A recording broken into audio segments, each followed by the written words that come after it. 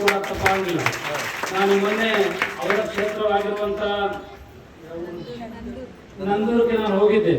ಅಕ್ಕೋರು ಇಷ್ಟು ಚಂದ ಮಾತಾಡ್ತಾರೆ ಅಂತಂದ್ರೆ ಎಲ್ಲಾ ತಾಯಂದ್ರಿಗೆ ಸ್ಫೂರ್ತಿದಾಯಕ ಆಗಿ ಬಹಳ ಧರ್ಮದ ಬಗ್ಗೆ ತಿಳ್ಕೊಂಡಿರುವಂತ ಏಕೈಕ ತಾಯಿಯವ್ರು ಯಾರಪ್ಪ ಅಂತ ನಮ್ಮ ಜಯಶ್ರೀ ಅಕ್ಕವರು.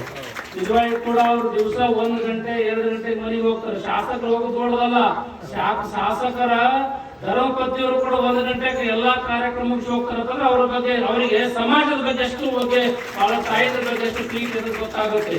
ಆ ಭಾಗದೊಳಗ ಶಾಸಕರಿಗಿಂತ ಹೆಚ್ಚಿನ ಕೆಲಸ ಯಾರು ಮಾಡ್ತಾರೆ ಅಂತಂದ್ರೆ ನಮ್ಮ ಅಕ್ಕವರಾಗಿರುವಂತ ಜಯಶ್ರೀ ಅಕ್ಕವ್ರು ಮಾಡ್ತಾರೆ. ಯಾವುದೇ ತಾಯಿಯಿಂದ ಯಾವುದೇ ಜನ ಬಂದ್ರು ಕೂಡ ಅಕ್ಕವ್ರ ಭೇಟಿಯಾಗಿ ಅವರೆಲ್ಲ ನೀರಿಂದ ಇರ್ಬೋದು, ಸಿಸಿ ರೋಡ್ ಇರ್ಬೋದು, ಯಾವುದೇ ಇದ್ರೂ ಕೂಡ ಪ್ರತಿಯೊಂದು ಕೆಲಸವನ್ನ ಮಾಡುವಂತ ಶಾಸಕರ ಅರ್ಧ ಕೆಲಸ ಹೆಚ್ಚಿನ ಕೆಲಸ ಯಾರು ಮಾಡ್ತಾರೆ ಅಂದ್ರೆ ಆ ಭಾಗದೊಳಗ ನಮ್ಮ ಶ್ರೀಮತಿ ಜಯಶ್ರೀ ಅಕ್ಕವ್ರು ಮಾಡ್ತಾರೆ.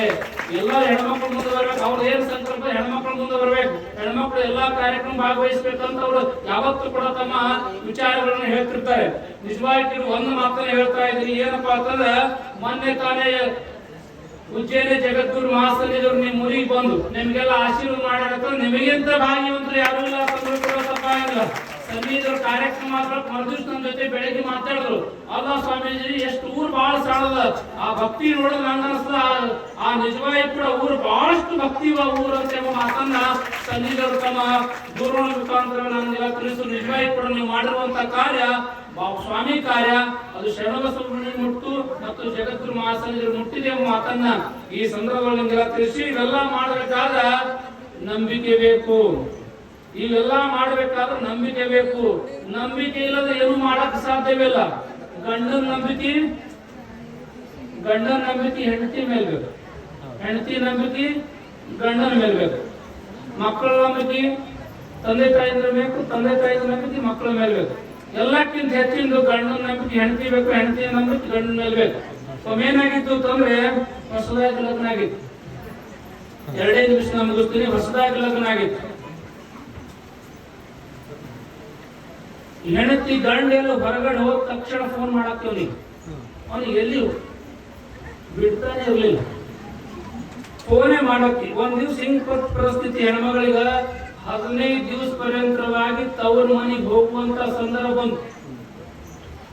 15 ದಿವಸ ಪರ್ಯಂತರವಾಗಿ ಹೆಣ್ಮಗಳಿಗೆ ತವ್ರ ಮನೆಗೆ ಹೋಗುವಂತ ಸಂದರ್ಭ ಬಂತು. ಹೆಣ್ಮಗಳು ತವ್ರ ಮನೆಗೆ ಹೋದ್ರು.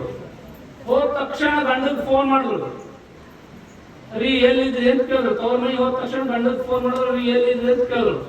ಅವಂದ ನಾ ಮನೆಯಾಗಿದ್ದೀನಿ. ನೀವು ಮನೆಯಾಗಿದ್ದೀನಿ, ನನಗೆ ಹೆಂಗ್ ಗೊತ್ತಾಗಬೇಕು ಅಂತಂದ್ರು ಫೋನ್ದಾಗಿ. ಅವ ಅಂದ ಏನ್ ಮಾಡ್ಲಿ, ಏನು ಮಾಡಕ್ ಹೋಗ್ಬೇಡ್ರಿ, ಅಡಿಗೆ ಮನೆಗೆ ಹೋಗಿ ಅಂತಂದ್ರು. ಅದು ಆಸಾಮಿ ಫೋನ್ ತಗೊಂಡು ಅಡಿಗೆ ಮನೆಗೆ ಹೋಯ್ತು. ಹೋದ ತಕ್ಷಣ ಅಲ್ಲಿ ಮಿಕ್ಸರ್ ಆದ ಅಂತ ಕೇಳಕ್ಕೆ, ಮಿಕ್ಸರ್ ಆದ ಅಂತಂದ್ರು. ಸ್ವಲ್ಪ ಚಾಲು ಮಾಡಿ ನೋಡ್ರಿ ಅಂತಂದ್ರು.